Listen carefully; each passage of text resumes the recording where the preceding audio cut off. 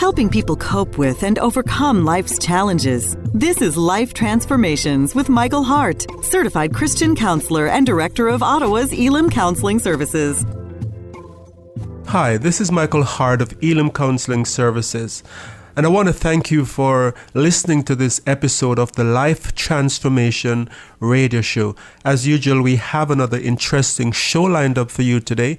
Today we will be talking about dreams, and we will be looking at the meaning of some kinds of dreams, and we'll be talking about things like nightmares and traumatic dreams from trauma that a person have suffered, and giving some tips as to not only what dreams mean, but we'll also be giving tips as to how you can overcome a recurring nightmare or a recurring dream that is as a result of a trauma. So stay tuned to this interesting episode of the Life Transformation Radio Show. We'll also be talking about some very common recurring dreams and what are some of the meanings that we have given to those dreams. But before we get into that, let me give out the contact information for Elam Counseling Services.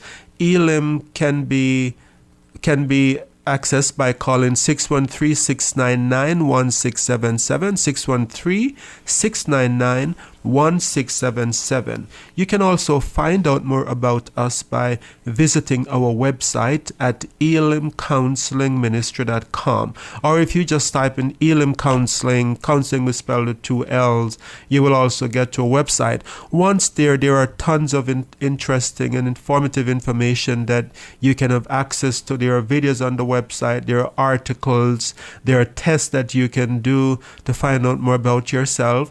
And also you can interact with us because there are links to our social media page, our Twitter page and our Facebook page, and we would love to hear from you, like your comment about a show or how you have been helped by this show. We would love to get your views and your input on that. And so I'd also like to say a little bit about Elam, what the kind of work that we do. We are a professional professional counseling organization that approach counseling from a Christian perspective, and we have trained psychotherapists on board that can help with a wide range of mental health and relationship issues. We are covered by most major insurance companies, and we also offer subsidized counseling for those who may be in a disadvantaged situation financially and might not be able to afford the standard rates of counseling. And many of the services that we provide, we are able to do that because of donations that come into this ministry. So if you have not donated yet to our services, we would encourage you to do so, because it keeps us on the air, and it also helps us to be able to help those who needs to be helped. Without further ado, I'd like to introduce Melissa Wagot, who is here with us as usual. And many of you I know have asked about Melissa and who she is and so forth. And you like the job that she's doing on this web show. I got many comments that we flow well together. So she's just glowing away here as I talk about the positive qualities. I'm floating out of my chair. My ego is inflated, but I appreciate those kind words, Michael. And it's always a pleasure to come and get to chat with you. And I've often joked with Michael as well. I love being a part of the show for many reasons. I always learn something new. But we've highlighted before, Michael and I are by no means perfect. So there's oftentimes through doing these shows, I learn something about myself. And so I'm always eager to hear what you have to say, Michael, because I view this as some free one-on-one time with Michael to deal with some of my own things. And as you said, and this is therapy for me too, Melissa, so don't feel guilty. Like, this show that I do is for my issues as well. We're codependent on each other. Absolutely. You can listen to one of our previous shows about that. But today's show, we're really going to go into dreams. And as listeners who've been with our show for a long time have probably come to learn, oftentimes, and most times, we really like to go back to the Bible and look for examples, because though this book was written a long time ago, many of the principles that are outlined in it still apply today. And in a lot of ways, it's almost like the first psychotherapy manual. And if as we've discovered in examining how many of the stories and the experiences we find there have a lot of principles that are basically straight out of the textbook in terms of how to deal with situations. And so the Bible, I know, is somewhere where we see dreams referenced a lot and in a lot of different circumstances. But you've picked out a passage in particular that you wanted to share with the listeners for today's show. Well, a couple of passages, and my reason for choosing these passages just to lay a sort of background to this discussion, this talk that we'll be having today about dream, to say that in the Bible, nighttime and sleep is presented as a sacred place. It's often in the nighttime, the time of rest, that we find that God appears to people in dreams. So when we come to the spiritual, the Bible's take on dream, it is not just some psychological process in which the brain is dumping toxic material from the day. No, that's one of the ways in which some psychologists look at dream, that it's just the brain's way of dumping waste from what that has been piled up over the course of the day. And so as these waste has been dumped by the brain, then they somehow come to the mind as images, and so we have dreams. But in the Bible has another take on dream.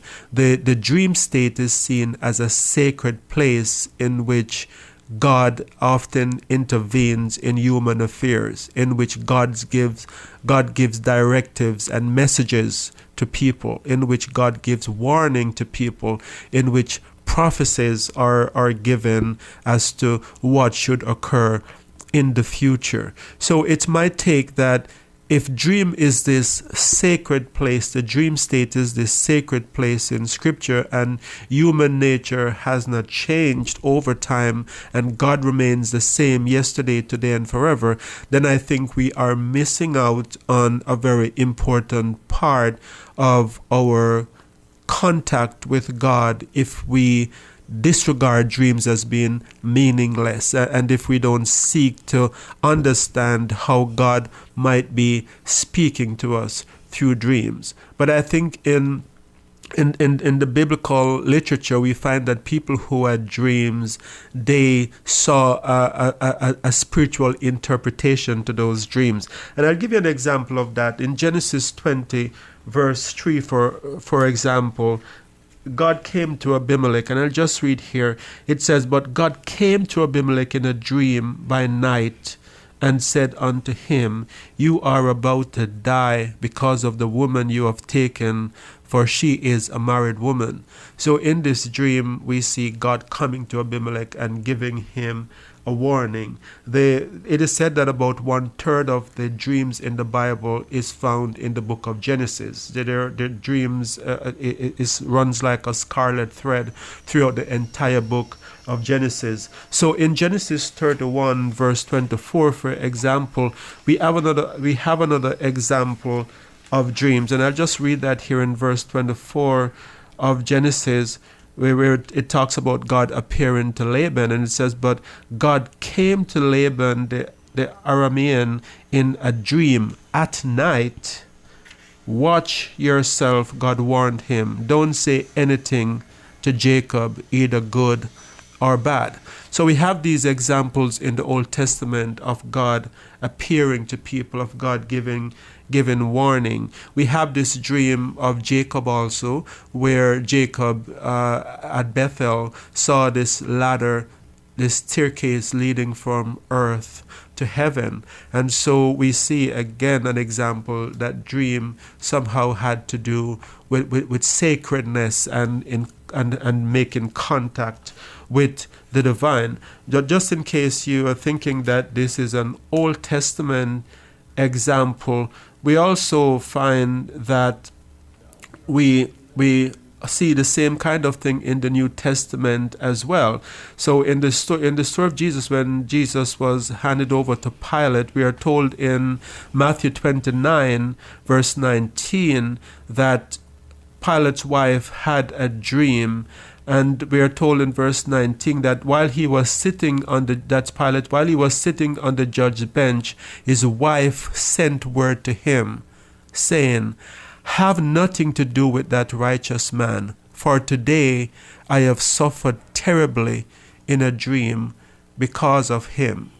So we see here that even in the New Testament, Pilate's wife, the dream state was a state in which she was getting revelation that Jesus was a righteous man and that she should not be, that Pilate should not give directives for him to be crucified. So these texts that I have mentioned so far shows that the dream state is a state where contact with the divine is possible. And if that be the case, then I think as Christians we should be approaching our dream state as a way of saying there is a possibility of having divine contact here with God.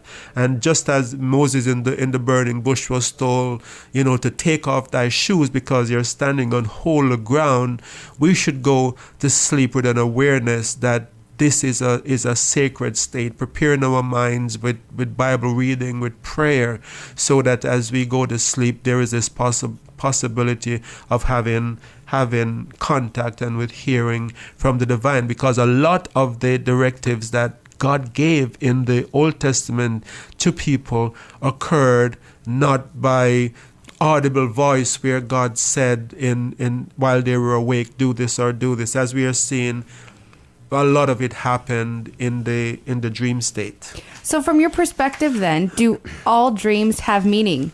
Or are some of them just that dumping of extra stuff? Mm-hmm. Should we be looking at all our dreams as being a potential for uncovering something?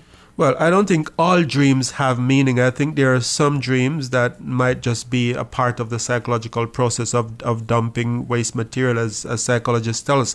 But I think that some dreams may have meaning.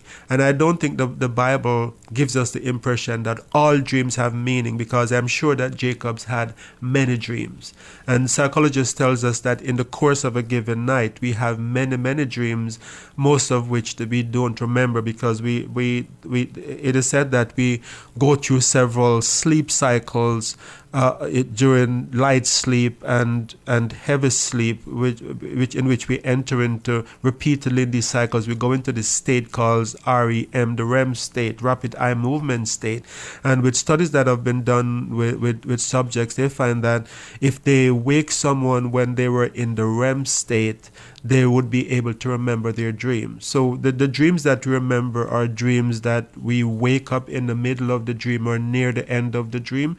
But for most dreams we don't remember, because if we're not awakened in that REM state, then we tend to forget what the dreams are. So I don't think necessarily that every dream have meaning. I think we have many dreams at night, but I do believe that some dreams can have meaning.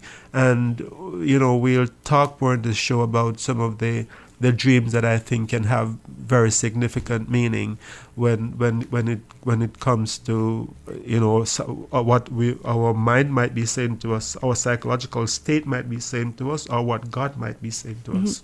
And so what comes to mind with that for me is you've highlighted here is recurring dreams. So those dreams I've had a few in my life where it's just they keep coming back and they keep coming back and they keep coming back. Mm-hmm. Would that be more of a signal of something important's going on? Absolutely. I think I often ask my clients about recurring dreams, and I think it's a mistake if you're having recurring dreams and you don't stop to ask yourself what this recurring dream might be saying to me, what kind of unfinished business this dream might be trying to speak to me about, or what might God be saying to me by this recurring dream. So if you're having a recurring dream, like we are told about Samuel that he had a recurring dream in which he heard the voice of God, right? And he went to Eli because he thought that Eli might have been calling him, but then Eli said no, and he went back to sleep. He had a dream again. He thought it was Eli again. He went back to Eli, but Eli said, no, this is something spiritual that is happening. So I see from that biblical example that Eli was wise enough to realize that there is something divine here that's happening because of this recurring dream, and you need to tap into that meaning by inviting God to speak to you. So I think when we're having recurring dreams, it's good for us to seek out the meaning. It's good for you to sit with someone who might understand how to unravel a dream or interpret a dream, and I think there are psychologists who are trained to do that kind of thing. So if you're having a recurrent dream, you should be exploring this with your psychologist or with someone who have spiritual insights as well, to give you some idea as to what God might be saying to you through this dream, or what this dream might represent for you psychologically. And so I'm thinking now I have to prepare for bedtime in a different way. So with things like these recurring dreams and things that you've highlighted, that biblically nighttime and sleep is sort of this sacred space, should we be approaching how we go to bed differently? Like, should I have a notebook at the side of my bed in preparation for something that comes up? Well, I don't think that's a bad idea, actually, because I think that sometimes we tend to miss the details of our dream. We know that we have had this dream. We know it's a recurrent dream, but we don't know exactly the details. We are missing details. So if you have a recurring dream and you're having this dream over and over again, it might not be a bad idea to, when you have the next one, to have a notebook handy at the side of your bed to say, well, I need to talk to someone about this dream, and this is what I see in this dream. These are the details.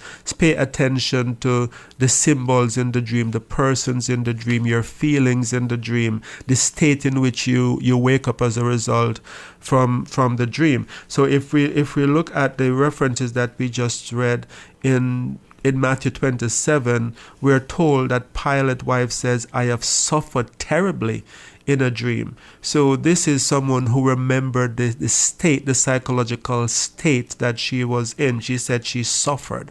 So whatever it is, we don't have the detail in scripture that tells us what it is that she dreamt, but there was something there that she was saying, that my psychological state was affected by this dream. So it's not a bad idea, if you're having a recurring dream, that you pay attention to the emotional state that this dream put you in, so that if you're talking to someone, you can say, yeah, this is what the dream that I had, this is what I saw, this is how I felt during the dream, and this is the state in which I got upset. It's not a bad idea to make a note of those things. And as people have tackled this area and looked at it more, have they been able to identify common themes that reoccur for people when they're dreaming, and maybe attributed any meaning to those themes that have come up? Absolutely. There are some dreams that have been shown across various cultures and across various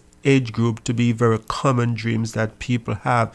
And one of the common dream that is recurring dream for a lot of people is this dream of being late, where you're going to an appointment and the bus doesn't turn up, or you go on the wrong street, and you're looking for the room in which the meeting is supposed to, and it's locked, and it's locked, and you can't get in, and time is going, and you wake up and you're anxious because you just can't find that right place. Another common dream is being unprepared for an exam, where people find that they have this recurring dream that they're going to take an exam, and they can't find their pencil, or they forgot to study, they forgot that the exam was coming up, and at the last minute they realized that they had to sit this exam. So there are a number of dreams like that. A teeth falling out is another common dream that people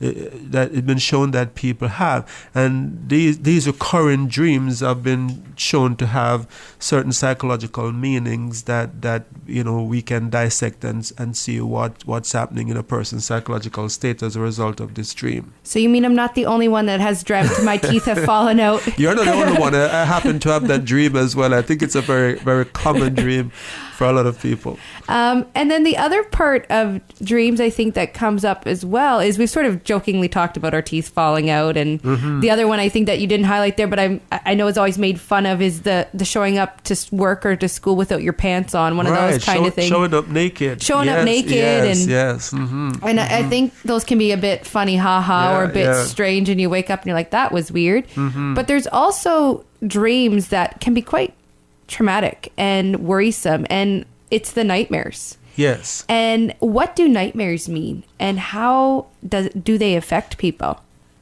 Right. So nightmares, I think, as a result, can be as a result of past experiences that people have had.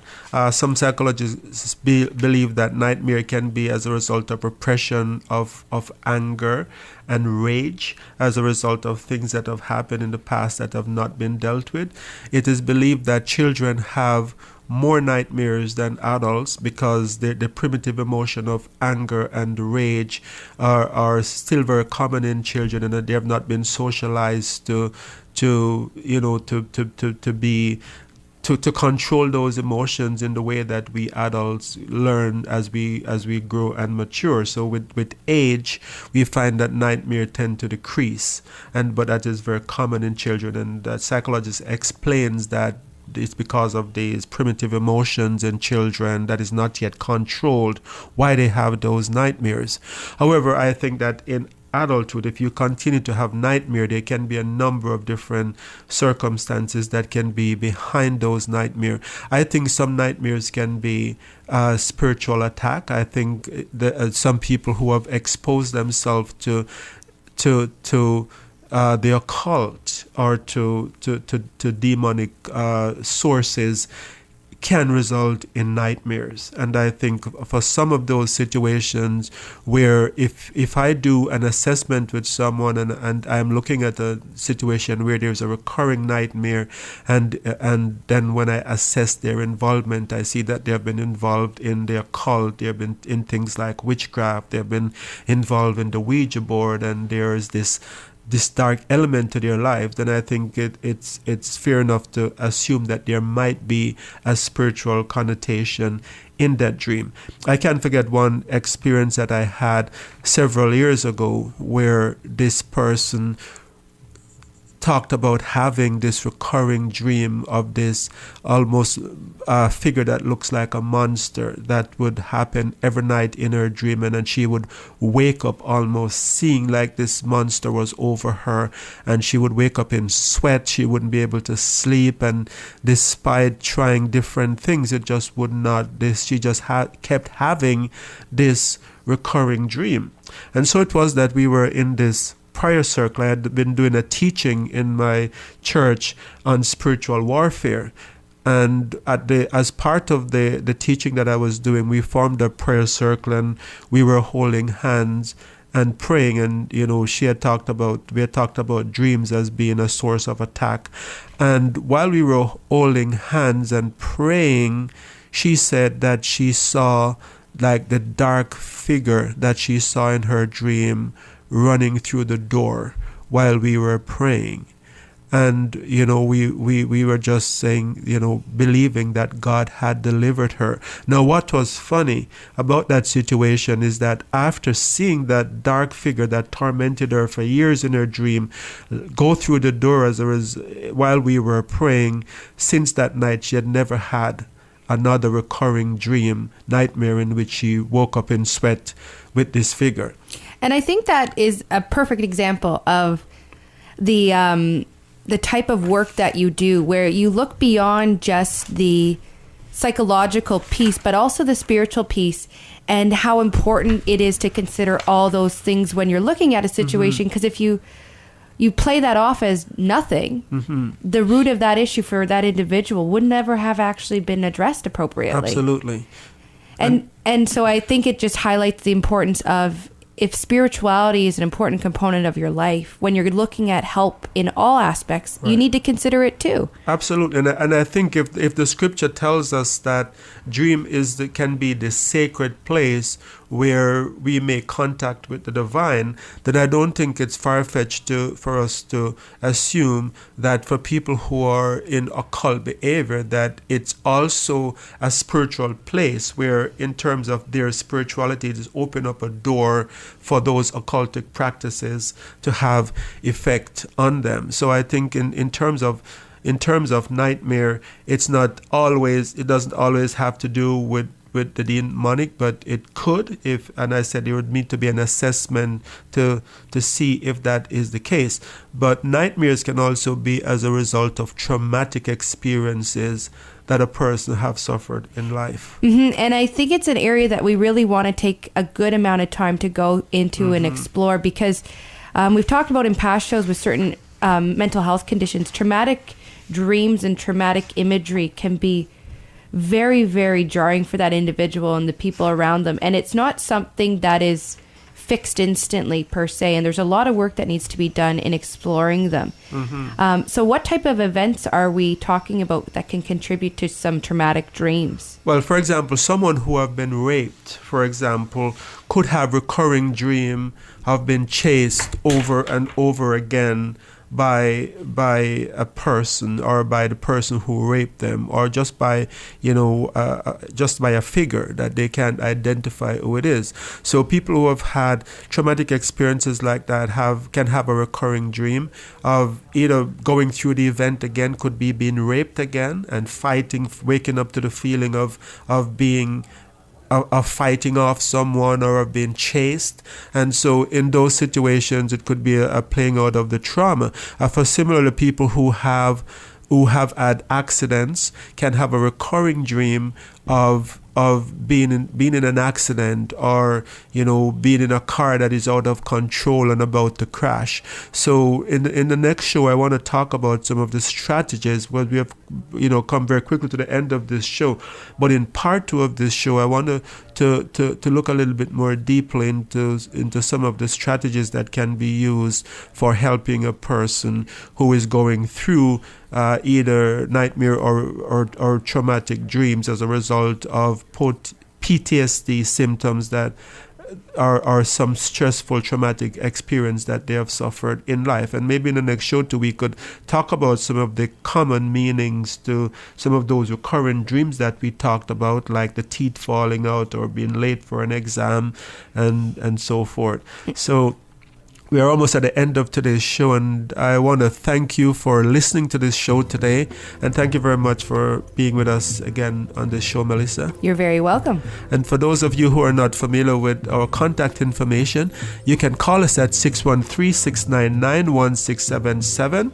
You can also find out more about us by going to our website at elamcounselingministry.com. We would invite you to interact with us by going to our social media page that are accessible from the website, and I would love to hear from you. And thank you again for listening. Until next time, this is your host, Michael Hart of Elam Counseling Services, praying that God would bless you in all your relationships and to keep you sound in mind and pure in heart. Thank you very much for listening.